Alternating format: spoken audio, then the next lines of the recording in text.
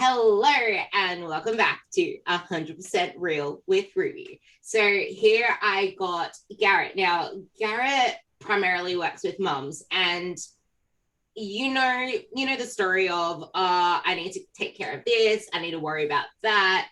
Oh, but I'm so my body. Oh wait, no, I have to do this for the kids. I don't have time to worry about my cooking. I'm cooking for the kids. I'm cooking for the husband. I don't have time for myself. Like these things that Garrett and I hear on a consistent basis and see on a consistent basis. And then we were talking about the weather because he's from Arizona and I'm from Australia, and our weathers are pretty extreme on both ends. And it got me into thinking it's how people usually do their diets. Like there is no middle ground. People go from one extreme to the other extreme. And as soon as you're in the messy middle and you're starting to see progress, you put yourself back into the environment that wasn't fostering you in the first place, or you might just have a lapse. There's a difference between a lapse and a relapse, which Garrett will go into, but you have a little lapse in time. You go back to your old habits because you're in this environment, you're on a holiday. But then when you put yourself back into the journey of trying to make yourself better again and going back to your usual routine, it kind of, it's just like, wait, what was going on?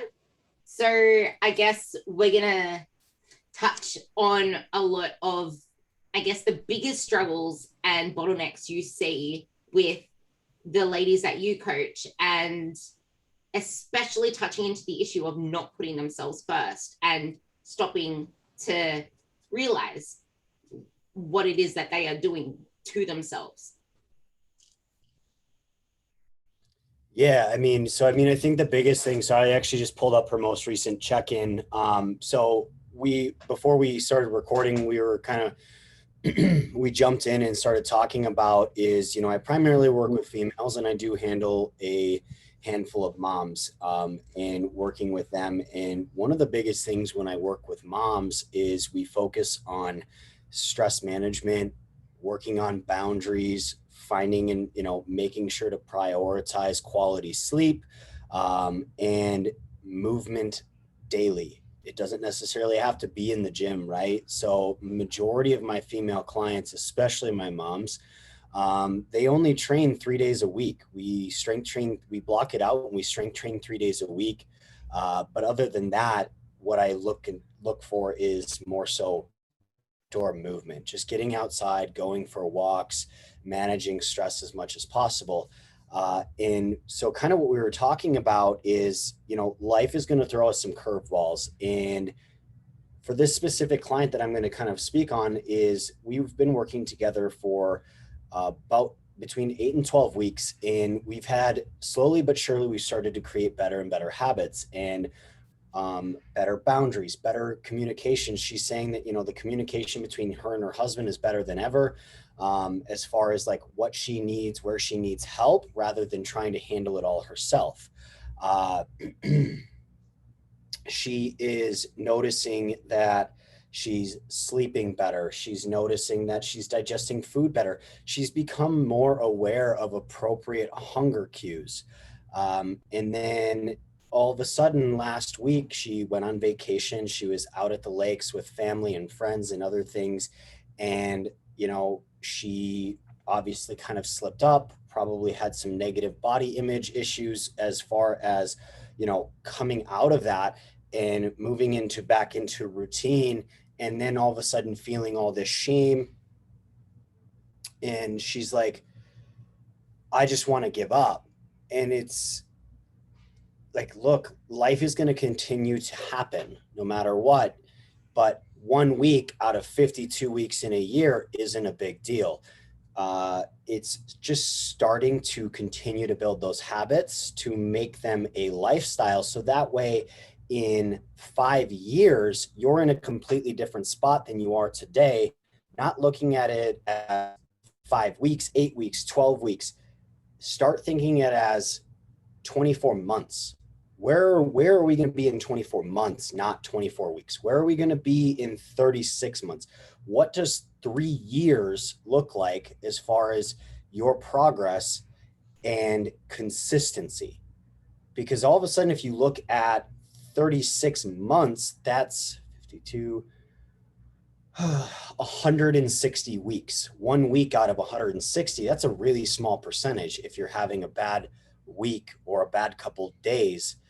And if you start to look at it that as 3 years and you start to build those lifestyle habits over time and put consistency on top of it, you then can transfer that to what does your life look like in now, like I said, kind of going back, is what does your life look like in 10 years? What does your life look like in 20 years? And then in especially this situation where her son just turned,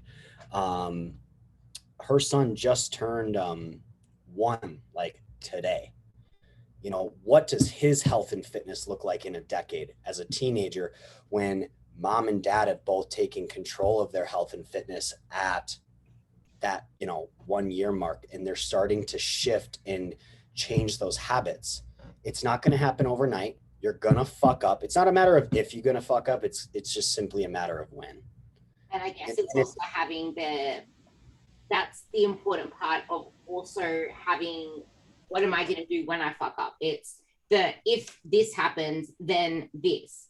And this is something I really want you to go down the path of, is if you're not putting yourself first, you're actually being selfish to your kids, to your husband, because you're not being a better person for them. And if you're continuing to lose your temper, be moody, feel lethargic, not keep up with your kids, because all you're doing is just letting off the steam to do this, that, and the other, but not actually putting yourself first, how is that going to impact their lives? And motivation doesn't really exist, nor does willpower. Like, you need to have that drive. And people are quick to say, my kids come first.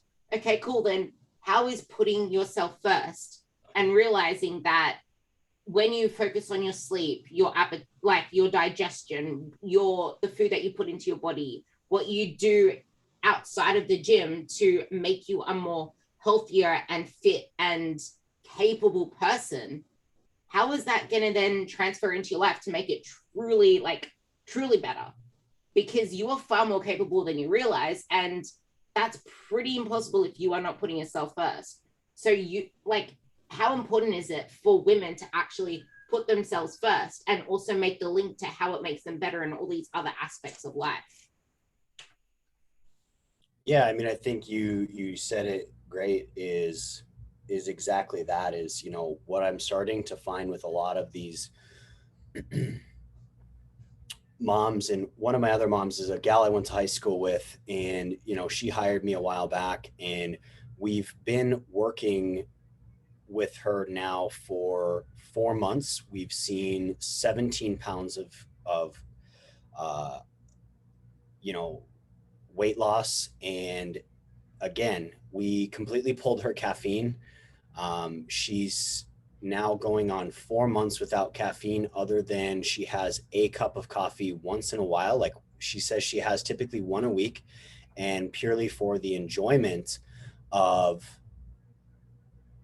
a cup of coffee. Like, she genuinely enjoys the taste of coffee. We've completely cut it out. She has a cup of coffee per day, or per week. And she reports back with the following: she consistently sleeps 7 to 8 hours uninterrupted with no waking, other than if her kids interrupt her sleep.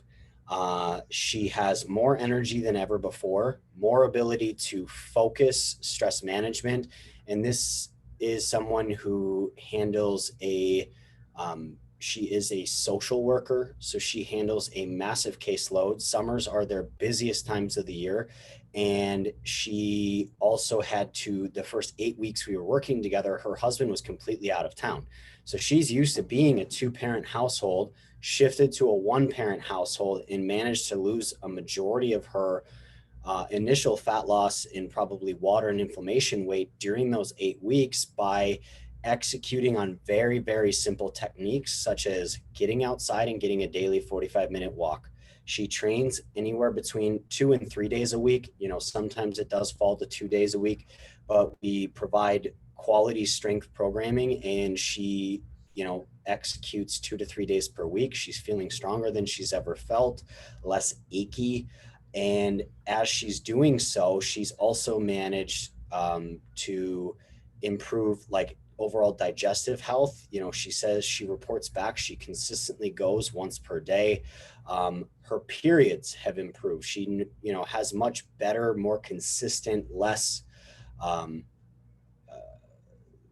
less intense periods as well. So it's funny for all of you listening out there. He never mentioned once focusing on fat loss. He never mentioned once focusing on the scale. He never mentioned that.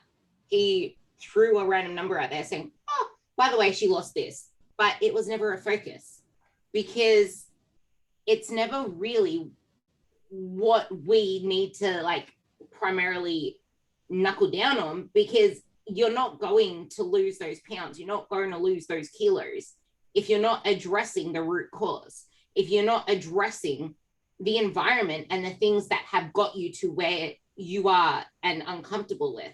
Like caffeine. The reason he mentions this so often is because there are so many women out there running on adrenaline, running on hardly any food. Like, yeah, there are actually some people out there who hardly eat, but they're running on so much adrenaline, which I'm going to get you into. They're running on so much of this adrenaline that their body isn't actually able to have a healthy metabolism, to actually demand the food, which is when their appetites get screwed up, which is when their actual periods will get screwed up, and then they'll have horrible PMS, or they'll skip periods, or they won't have a period at all. They'll get moody, they won't have energy throughout the day.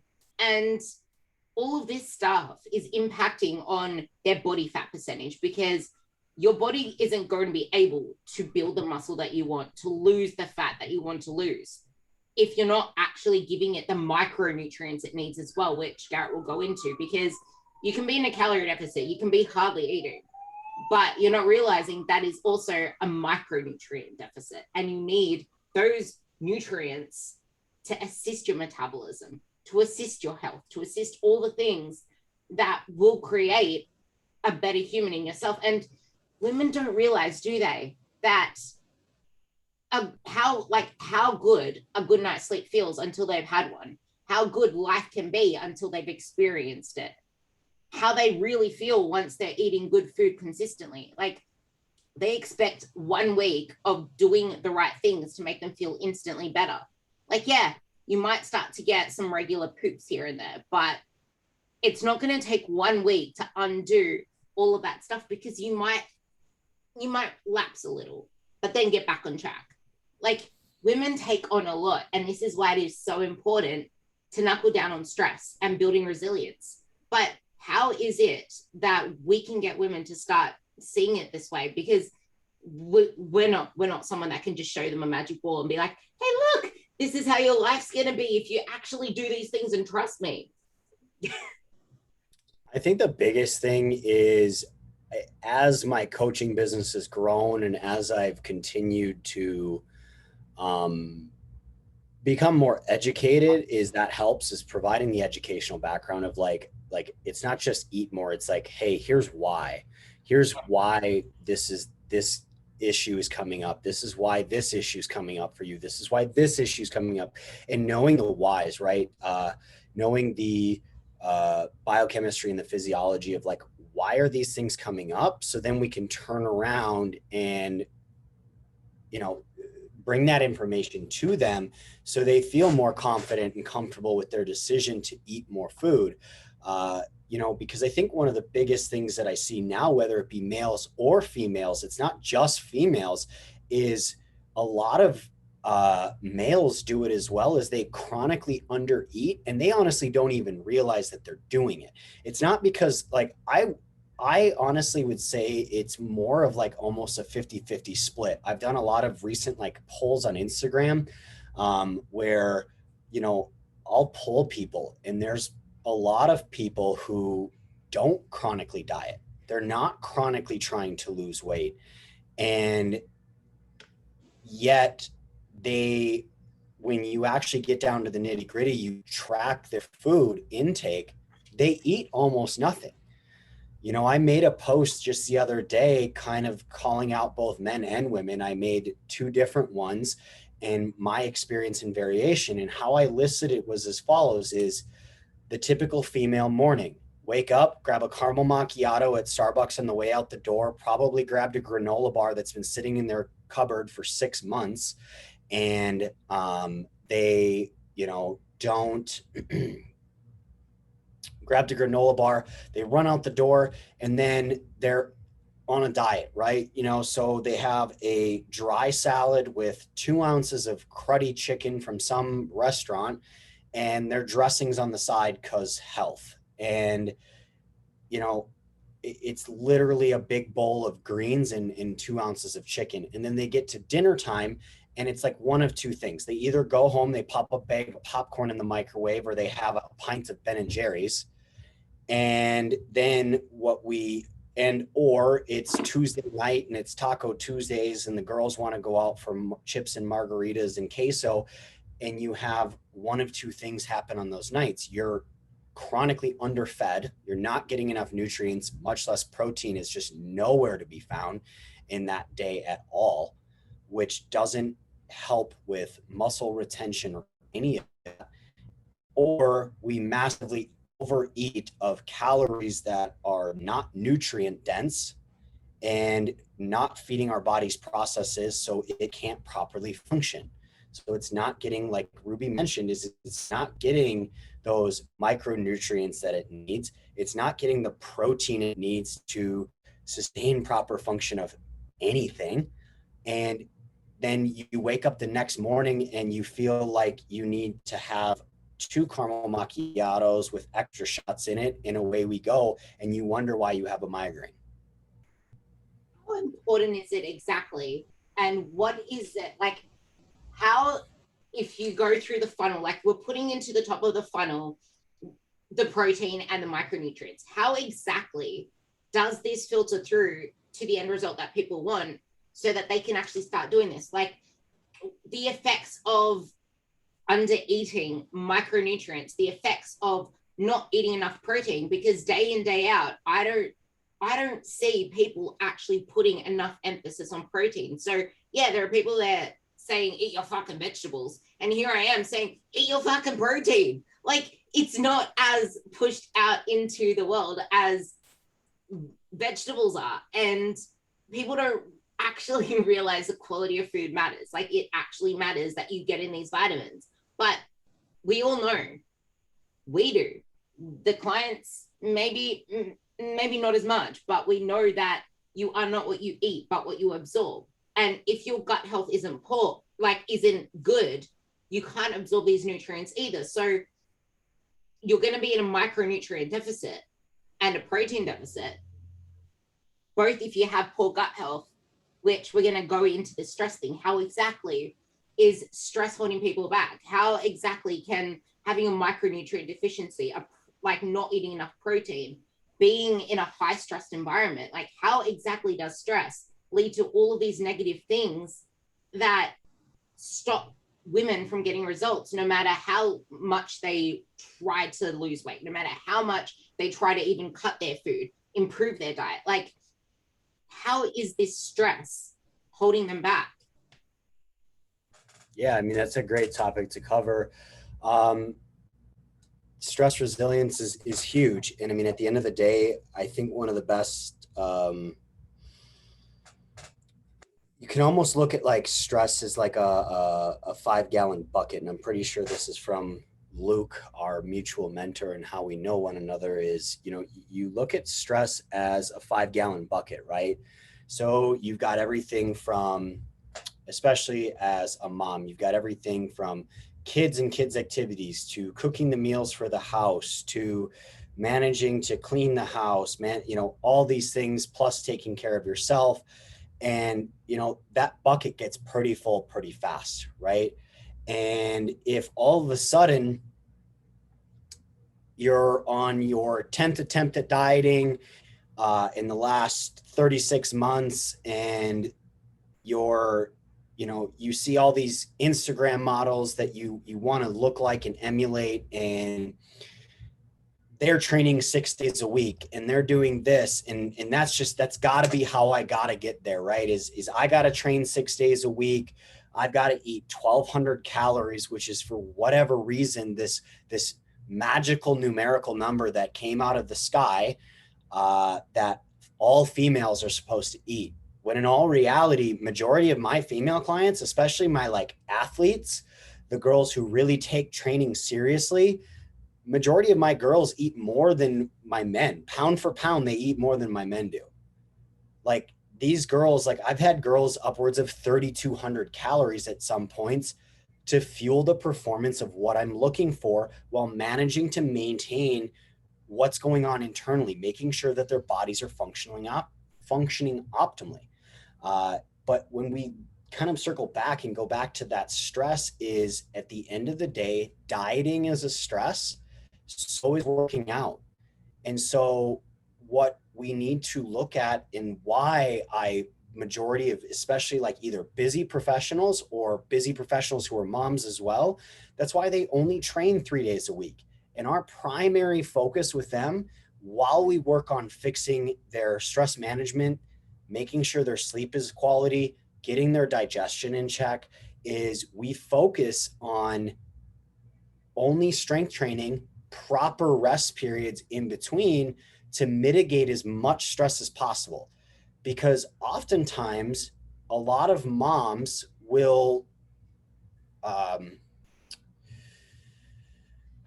move towards things like, here in the States, we have Orange Theory Fitness. We also have F45 boot camps. Is a lot of busy moms will be more attracted to those things because it's quick, it's easy, it's get in, get out, and it's a lot of huffy puffy stuff, right? Well, that's all great and fine for about 4 to 6 weeks. But then what's happening is they're training with that same stimulus over and over and over again, expecting a different result. And it's not going to happen because it's the same stimulus over and over. And what's going on internally is they're creating a bunch of oxidative stress, as well as a bunch of stress that's going to have an impact on liver, kidneys, and they're all of a sudden becoming lethargic, even more so than they already were, because they're not eating enough to support the training, 6 days a week. They're not getting proper rest because, again, they're not prioritizing themselves. And before we know it, they have lost weight, but look worse, because all of a sudden they're carrying around, more often than not, a bunch of inflammation from the style of training that they're using, because it's not tailored to like what they actually need. And that's to chill the fuck out, get stronger, eat enough food consistently. It's not all the time. Like when I, again, like, we kind of keep bringing up this word consistent, right? If I can get you to eat enough food 80 to 90% of your week, we're sitting pretty sweet. And why I provide a range is, if it's 1 week it's 60%, or 1 week it's 50, and then the next week it's 100. And it's gonna be variable, right? Because it's summer here. It's summer vacation. You're doing things. There are going to be weeks where you're off your game. But if you can prioritize even a few things during that week, like making sure you got enough protein, making sure that you went for a daily walk, like you're going to be in a much better position that following week when you're back in your routine. I love how you just literally emphasize the two things that are most important right here: protein and daily walk. Like it is as simple as going for a walk. Walking is highly underrated. And this is where a lot of people fall short. They shoot themselves in the foot. And like, I have this new analogy now. If one of the rooms in your house have a leaking ceiling, you don't demolish the whole house and say, fuck it, we need a new house. you seal the ceiling, and then you move on with life, because time's going to pass anyway, and it's going to be a lot more costly and energetic to build a new house. And this, like, all these things can be well and good. We can be focusing on the right things, but then results aren't coming fast enough. That stupid scale that people need to just give the boot isn't moving down. All well and good. And then you start to fall into a negative cycle again. But then you start to self-deprecate, talk yourself down, and then you cycle down and down again without realizing, as Garrett said, you're okay. So 1 week, you may not be as great, but it just starts from the next meal, the next day, not the next Monday. Not, oh, I'm not made for this. This isn't working for me. No, it is. You just need to focus, like, stop having unrealistic expectations and setting expectations and standards so high that you can't hold up to them. Like, you need to bring it back to base level. Yeah, you're going to slip up. You are going to slip up. But when? And it's how you carry yourself after. And this, how, like, mindset is so important in this, because you need to start to realize that your brain, you want to be responsive, not reactive. And we react so fast and put ourselves down. And it's almost like, also, when we were talking about the extremes, it's either this or it's the other end of the spectrum. Okay, everything's going well. Can we add this? Can we add this? Can I go to F45? Can I do this? Mate, we know you're a busy mom. We know that you know how to handle stress. We know that you've been like this for your whole life, but that's why you look the way that you do. That's why you are where you are now. That's why you're struggling the way that you're struggling now. Even though you may not see it, but you do not know what it's like to thrive consistently for a long period of time, and exactly what that's going to do for you. We brought things back down to a simmering level. It's not boiling over the top. It's not spilling hot water everywhere and causing a disaster. We're back down to simmering. You don't need to add more and more. Stop trying to busy yourself and do more and more just because things aren't going fast enough. Why is it so important that women realize that this is the simmering level we need? Because we don't want those uncomfortable periods, crazy mood swings, disrupted sleep, bloating after every meal. Bloating. People complain about bloating. And it's the importance of all of this stress stuff that we're talking about. You can actually force intolerances to food because of this stress. Yep. Can you go into that? Because people just do not realize how important it is to put themselves first for all of these other reasons, and how it breeds into consistency, doing the things outside of just focusing on the scale, like a walk, like focusing on the nutrition, like what is the next best thing they can do? Because if you're only focusing on the scale and you're not looking at all these other things, you are going to lose weight but look worse, or you will just keep putting on body fat because your body isn't responding. You're increasing intolerances to different foods. You're just creating more whole body stress. I think so. One of the biggest things that we can kind of take away from not managing stress properly is one of the first things that's going to be disrupted downstream from stress, right? So we got to kind of think about stress is like the top of the funnel, and everything else, stress overloads, it's going to start messing with that signaling going downstream. So one of the first things that happens when we are chronically overstressed, stressed on a day-to-day basis for these, XYZ reasons, and we're not doing anything to manage those stressors, is you can mess with like proper function in your body, and then down regulating stomach acid. So again, like everything has a consequence, and not managing stress is going to mess with internal things, which then causes lower stomach acid, which means you're not digesting food properly. You more than likely deal with extended fullness, bloating, sometimes gas, As you stated, one of the number one things I focus on, right, is, okay, cool, protein, walks, stress management tactics like journaling, gratitude, meditation. Next up is one of the number one things, especially with my moms, especially like if they're going to work, is I tell them lunch is a non-negotiable. You eat lunch every day, and you eat lunch in a calm, relaxed state. You focus on your food, you chew your food, no phone, no reading, go sit outside if it's nice enough, and enjoy your meal. And that is it. It gets raving reviews with all my ladies all the time. When they actually make it a priority, when they actually sit down, they chew their food, they enjoy their meal, digestion improves, daily bowel movements improve, no more gas, no more bloating, no more irritation.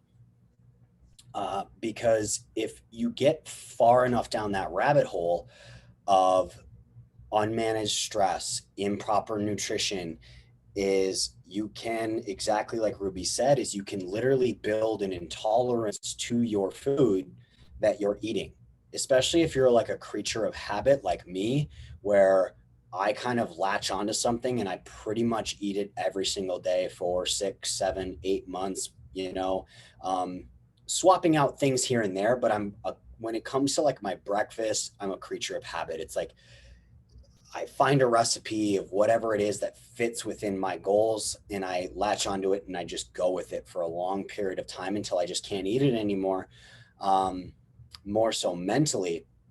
But let's say that you are the same type of person and it's overnight oatmeal with berries and, almond butter or something along those lines. And you eat that every morning. And all of a sudden, 3 mornings out of the last month, you've stress ate it. You were not present during your meal. You're answering an emergency email, your kids, in trouble at school or whatever. And you're just inhaling it as you're driving down the interstate, in traffic, all these things, is eventually, because eating is supposed to be restorative. It's supposed to be sympathetic in nature, right? Sympathetic in nature, right? No, parasympathetic. Those two. So parasympathetic in nature. So eating is supposed to be parasympathetic in nature, right? It's supposed to be restorative. It's supposed to be something we enjoy.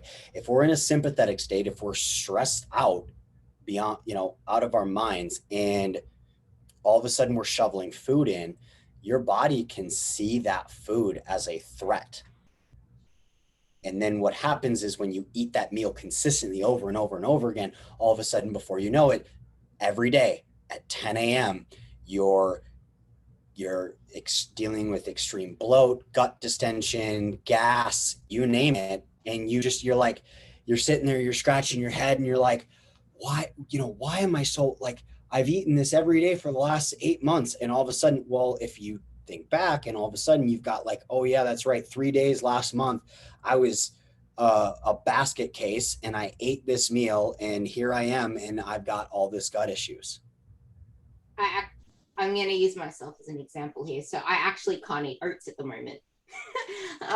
So I would, for a few days, a while ago, like a few months ago, I don't even know, I didn't realize it until last month, that every single time I ate oats, my fingers flared up. And I'm like, oh crap. So I cut out oats and my fingers started getting better, but they weren't completely better. So I'm like, I have so much gluten in my meal plan because I was also eating 7 slices of bread a day. So I had to cut out my bread. I'm like, I want my bread. So it's like, this is how important stress is. Like, I can't eat my oats anymore. I can't eat my Weet-Bix anymore. I was eating Weet-Bix and oats because I have a lot of carbs in my day. I was eating a big bowl of Weet-Bix. I was eating like 12 bricks of Weet-Bix. I was eating 7 slices of bread. All of that had to get cut out because I developed this intolerance to gluten. So now I cannot eat gluten.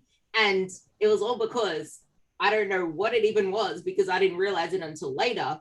I must have been eating my gluten foods in a really stressed state. But I'm not feeling it now because I'm not in that, like, I'm not at that stress point now.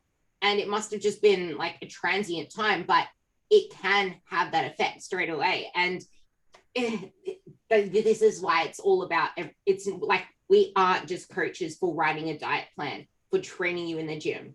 We're here to tell you to slow down. We're here to tell you to manage your stress, but telling people to manage their stress, telling people to fix their sleep, that isn't giving any practical advice, because we need to actually ask more questions. Like, how can we make it easier for you to foster this? And this is where it comes into routines and habits. Like, you need to create yourself a morning routine and stop feeling guilty for putting yourself first in the morning. Because, yeah, okay, your kids may be crying and all of that stuff, but everyone's morning routine looks different. And it doesn't need to look like Susan's or Karen's. It needs to look like what suits you and your lifestyle. Same with your night routine. But they are the most important parts that you can ever try to consider when it comes to your progress. It goes back to what we were talking about with putting yourself first. You need to start the day and end the day with you. Otherwise, you're going to be like a friggin' rooster running around with its head levitating above its body. And I can't even imagine that. You can go ask Harry Potter about that one. But it's never in single compartments. But social media fucks this up for everyone, because there's these before and afters. Oh, look at this 12 weeks. Okay, cool. What happened after that? What happened during that? Did that person enjoy their life? Did that person suffer this, that, and the other? And just the other day, people, like, there was someone wanting to know how to lose like her muffin top in one of the groups that I'm in. And I got into this argument with this girl. Never again. Oh, just water fast for a few days every single month because it induces autophagy, blah, blah, blah, blah. Anyway, she was like putting on this whole, you need to detox your body. You need to water fast, blah, blah, blah. And it's like, yeah, well, it worked really great for me. And it's like, but is that something that is really going to suit your lifestyle? Is that going to give you energy for your day? Is that something that suits you? And it's like she wasn't even in a place where she could say, hey, this is why I look great. It's just, as soon as someone puts something out to social media and then you see other people like backing up their asses saying, yes, yes, yes, all of a sudden that becomes what you think you should do. And it goes the same with the whole 12-week challenges. Hey, I should do that because look at all of these amazing physiques. But then again, I guess it really depends who you fill your social media feeds with. I'm going to get you to go into this one as well, because a lot of people, I've realized, are filling their social media feeds with bikini competitors, with bodybuilding competitors, with people that are paid to live this lifestyle, people that put out swipe workouts that look like the front cover of the magazine, and then wanting to look like these guys, wanting to train like these guys, wanting to eat what these guys are apparently eating, even though it has like $300 worth of products within the full day of eatings they do their swipe costs for. Like, you don't need that shit. You need real food, and to stop looking at all these other people and to like cultivate your social media feed, because your life looks nothing like theirs. And they're getting paid for that. Their life revolves around that. And these 12-week challenges you're seeing, you don't know anything about that. And was it really 12 weeks? Because there are some people that say this is 12 weeks when it was more like 24 weeks. And they just put it up there for client generation or whatever it is. It's like, you need to focus on you. But how does social media just fuck this up for everyone?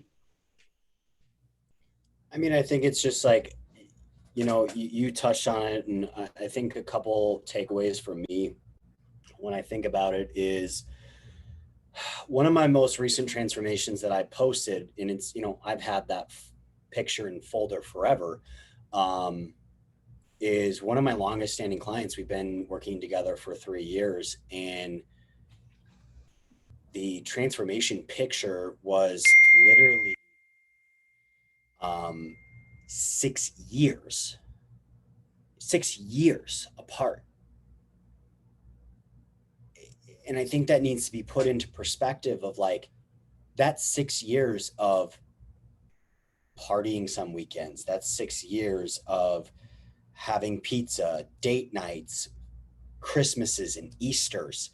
And the transformation that I got to witness over those 3 years of this woman who once was afraid of going home for holidays, going on dates, afraid of the weekend, afraid of free time, to being a person who no longer, who feels in control, who goes into every setting with a sense of relief, knowing that she can get through her day, eat the things that she enjoys within reason, or if she's in a specific phase that we're trying to chase a specific goal, that she can say no confidently and comfortably, move on with her day, make and reach her goals. And then the next time it comes around, when maybe she's not in such a specific phase for a specific goal, that she can enjoy that thing. But again, enjoy that thing within reason. I agree with you. You have to fill your social media with, it's no different than, we hear it all the time, is you are the sum of the 5 people you spend the most time with, right? Like, you want to be successful, surround yourself with 5 people who are doing better than you. And before you know it, you're walking around in the same circle. And it just continues to go that way in life. I think one of the biggest things that people, especially even moms, like, lie to themselves about, and I'm guilty of this too. This isn't like, this is everybody. I don't have time is horseshit. Show me your phone and show me, because now, like, your iPhone can tell me exactly the percentage of time that you spend on your phone every single week, and what the primary applications that you were using and how many hours in a week. So one of the biggest things, I think, like, it actually, I can't even remember where I found this, or where I heard it. It was probably a podcast a couple of years ago. And something that he mentioned, and it really kind of stuck with me, especially kind of from Luke's teachings of learning to create a bedtime routine, and then therefore creating a wake up time where you don't need an alarm. For the most part, every night I go to bed at about 8 p.m. and then just about every morning I wake up at about 3:45 to 4:15 a.m. And majority of the time I don't need an alarm. I set one just in case, but majority of the time I'm waking up about 10 to 15 minutes before my alarm goes off in order to get up, which, I don't care what time zone you're living in or where you're living in, unless you're like in Alaska, like, the sun isn't up. There ain't no sun waking me up. One of the things that I picked up, and I believe I introduced into my life for a while and kind of obviously stepped away from the habit, is, you mentioned it earlier, and this is what kind of brought it up, is being responsive rather than like reactive, right? Like, is setting up your days for success so you're not reactive to everything, is that you're just kind of ready. You're ready for what your day has to go. And I think one of the biggest things that we can all do to be more successful at that is, whether it's an hour or 2 hours, is every morning, no phone. Like, charge your phone when you get home at night, set it on the countertop in your kitchen and leave it there. It belongs not anywhere near you in your bedroom. Buy a $30 alarm clock, and and I don't even think they're that much. You can probably get one for cheaper. And the coolest thing is now they make sunlight ones, right? Like, so it's not even disruptive noise. It's actually waking you up by providing ambient light. And so it's going to be a lot less disruptive on your sleep quality, as well as your stressor. So rather than waking up to you can wake up to soft sounds and a light that's waking you up. And then for the first hour, like, that phone doesn't even need to come on. And same thing before bed. 1 hour before bed, that phone should be off. There's no reason. You don't need that phone on. You don't, you can set your family members and other things, like for emergencies, on you know, so they can call you no matter what, not a loud volume, you're going to hear it. Like, let's be honest, you don't need that phone right next to you. And if you're that uncomfortable with it, set it across the room. But with that being said, is I think everyone could benefit from exactly that, is not being reactive. Because the second you wake up, if you turn over, you grab your phone, and all of a sudden you're scrolling through emails, you're scrolling through Instagram messages, and let's say you are a coach like myself, and all of a sudden you've got two clients in your ear, it's 4 o'clock in the morning, and they're freaking out overnight or whatever, or you know, you've got one client trying to cancel services or this or that, all of a sudden your whole day and the demographic of that day is completely changed. Rather than starting your day with you, maybe reading some daily devotionals, maybe doing a gratitude journal, or just simply going through your morning routine, like showering, brushing your teeth, having your cup of coffee, and reading 10 pages of your book in peace, not being reactive to everything that's going on in your phone. I guarantee people would start their day a lot better if they just simply stopped reacting to everything that's going on their phone, took care of themselves first, and prepared for their day, kind of mapping it out rather than waking up and being so reactive. And that, honestly, the morning starts with the night, right? The morning starts with the night is having a solid bedtime routine, making sure that you're getting ready for bed and preparing yourself for quality sleep. You're going to perform better. You're going to be able to do your job more effectively. You're going to be able to show up as a mom or a dad or a CEO or a business owner better when you just go to sleep without sleeping pills, without this, that, or the other thing, and needing 600 milligrams of caffeine to get through your day. So something I was going to touch on with the phone thing as well is, if you're someone that uses your phone as part of your night routine, something that I harp on and on about and have like stuck to since like for years is the do not disturb. My do not disturb goes on at 8:40 p.m. now. It goes on at 8:40 p.m. and it turns off at 11 a.m. That is a massive window. But I don't want to see a single notification on my phone or get interrupted between that time and 11 a.m. because I treasure that part of my morning as my most productive part of my morning. And that's what works for me, but it might be different for someone else. It might be, I need to set it until like 7 a.m. or whatever. And also I work out in the mornings and I don't want to be disturbed in my workout. That workout time is for me. And if you're going to constantly be reactive to everything around you, and like Garrett said, if you wake up in the morning and all of a sudden you have these stresses on your phone, you're going to be a shit human, quite honestly, because you're going to be moody. You're probably going to fuck up your food because you're in a stress state. Your appetite cues will be skewed up. You'll probably even feel more tired because you just wasted a shitload of energy with that adrenaline and cortisol dump from the morning.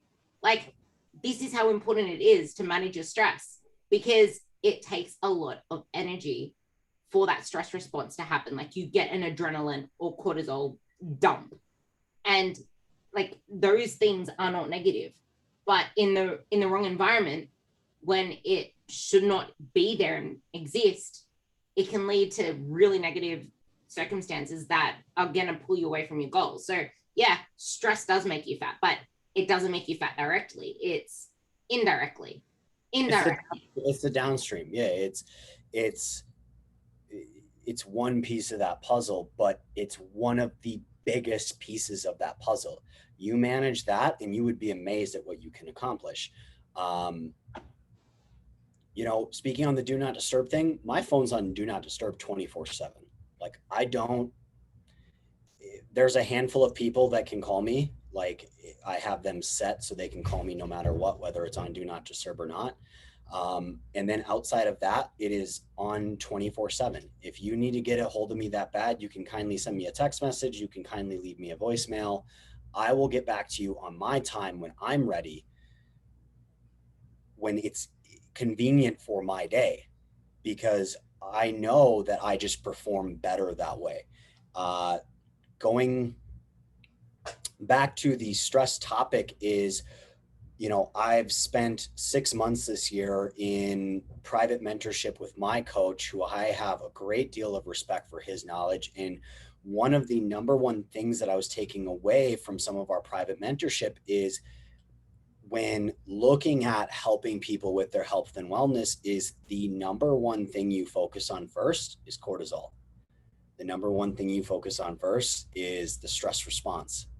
If you can fix that, a lot of this trickle, it's a big trickle down, right? You fix that, majority of the rest of the stuff tends to fix itself. Some things need a little extra push here and there, depending on the person and depending on the situation that you're dealing with.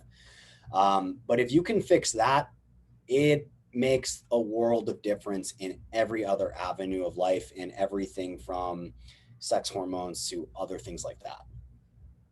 I really want to tie this up with what you touched on as well. I'm so happy you touched on sex hormones. So it's really important to realize, like he said, once you address, not fix, because cortisol is actually a good thing at times. Once you address cortisol, make sure that it is there when you need it, and it simmers down when it's not needed. Once you address that, everything starts to, you can actually start to feel things moving along. So you might feel like you're chugging around and you're stuck at a station, and then all of a sudden you become Thomas the Tank Engine and you keep going chit chit, like like I'm trying to use these analogies so you can actually imagine this train moving along the tracks, and the tracks are faulty, and it's that's what happens when you're not managing all of these outer things. People don't prioritize sleep at all. People don't honor their rest periods. They think they need to be all huffy puffy. They think they need to always have their heart rate up. They think they need to always be exhausted while they're training. They think they always need to feel exhausted after a training session. They think they always need to break a sweat. They always need to be sore. Like, all of these things, once they are all addressed, once being like, let's bring this down to the basics. You want to be really consistent at the basics: stress management, sleep, all of these other things. Not once did I mention the scale weight. Not once did I mention anything to do with losing weight, because once you're consistent with all of these other things, you are in such a better place to then address the training, to actually sculpt your body, build the muscle that actually makes you look toned, because, hey, you actually have muscle to tone now, which means, like, you're building that muscle, and then you're able to, once you go into a fat loss phase, your body actually responds. It's not fighting you. So, as Garrett touched on, all of this stuff impacts your sex hormones. All of this stuff impacts your estrogen. You're like everything. And we're going to be doing another episode touching on birth control, touching on menstrual cycles, because women have menstrual cycles, and you can be two different humans in the first half, in the second half. You can even be a third human in PMS week. Like, I just call it the three humans of the woman that happen through the menstrual cycle. We're going to be touching on all of that in the next podcast episode that we do. But this is a basis, and this is all important for then how that ties into the menstrual cycle. And then obviously the birth control aspects and all the other stuff that come with it that impact the menstrual cycle. So if you were to tie all of this up, and if you were to give this a little bow on the top, what would you tie it with? I think the biggest thing in closing is, if you're stressed the fuck out, if you've got 9 million things on your plate and every day is just a shit show, you are not ready for a cut. Like, you're not ready to lose weight. You're not ready for that next diet. If you have no idea where your nutritional intake is, whether it be too high, too low, you're not ready for the next diet. You're not ready to lose weight. Like, you need to start to track your intake so you have an understanding of where you sit, so you know if and when your body's ready for a caloric deficit to lose that fat. And we, like I kind of, we've touched into to bring this all together, is we need to look at it as a lifestyle change and shift, and think about, rather than I'm cutting for hot girl summer, or I'm cutting for a wedding or the next vacation or the this or the that, is let's build you a lifestyle so you can stop cutting for every event that's coming. Let's build you a lifestyle that's sustainable, where you're eating more food than you ever thought possible. And then when you do decide to trim up a little bit, it's a matter of dropping maybe 200-300 calories, rather than dropping off, your left arm to lose the weight that you need to lose for the next vacation or the next wedding or the next whatever. Is build that lifestyle, build it, and let's think long term. Let's think, like I said earlier in the podcast, is 24 months, 36 months, 48 months, 5 years. Where are we at in 5 years? What does your health and fitness look like? Are you still on the hamster wheel of, oh, I did this diet last month, that didn't work. Oh, I did this one. Oh, 5 years ago, I tried Atkins and man, that really got me down to this, but it wasn't sustainable, because if it was, you wouldn't be on, the new fanciest form of keto. It just doesn't, obviously these things aren't working. Let's work to find healthy lifestyles long term that get us to where we want to go. And I promise it is possible. I've proven it over and over and over again. That is such a solid way to end. Such a solid way. I'm going to put some hot takes in the captions below and put Garrett's Instagram in the caption below as well. And we will probably see you in the next few weeks to talk about more things on menstrual cycle. And thank you for coming on. Absolutely. My pleasure. Thank you for having me. And I look forward to the next episode. Like and share this if you found anything helpful, and see you later.